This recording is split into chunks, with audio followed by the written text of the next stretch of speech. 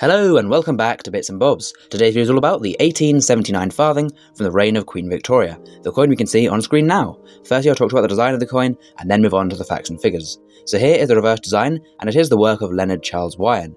We can see a portrait here of Lady Britannia with a trident in her hand and the shield bearing the Union flag in her other hand by her side. She's wearing draped clothing and a helmet. Behind and around her is the sea and the waves as Britannia rules the waves, and we can see in the distance a boat or a galleon on the sea and a lighthouse there to her left as well. Below this is the date, 1879, the year is made, and then to the top, around the top of the coin, is the word farthing in capitals, giving the value or denomination of the coin when it was used in change. We can also see little teeth, milling or beads all the way around the rim, and these are there to prevent the coin from being clipped and ensure no metal content is stolen or shaven off of this coin, of course that being illegal to do back in the day. So there is the reverse design of the coin, and when I'll flip it over to the obverse and have a look at this side of the coin. This side was designed by Leonard Charles Wyon again, so he designed both sides, this side featuring a portrait of Queen Victoria, facing to the left with a laureate in her hair and her hair in a bun. The portrait extends to the bottom of the coin where we can see a brooch and her dress as detail on the coin. To her left and right is the legend. The legend reads Victoria, DG, Brit Reg FD. This is in Latin and translates to Victoria, by the grace of God, Queen of Britain, Defender of the Faith. This of course refers to her titles as monarch and how she's been chosen by God to be queen as the divine right of kings and queens, and God has willed it so.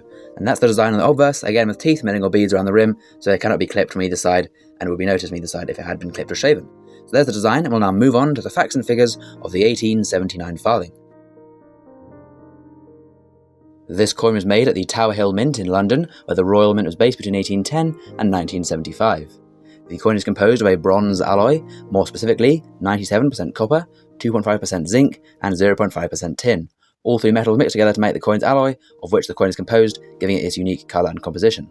The weight of the coin is 2.84 grams, as was set in 1860 when the new modern farthing was introduced, and the diameter also set that year at 20mm, so a fairly small coin, one of the smaller coins to find and used in a change back in 1879. The mintage of the coin is 3,977,180, making it quite a common year. Not a massively common year, but there are many millions out there, so it's a very easy to find year from this period. And the farthing coin is of course worth 1/4 of a penny. This is then 1/48 of a shilling, which is 1/960th of a pound sterling, so almost 1,000 farthings to the pound back in the day.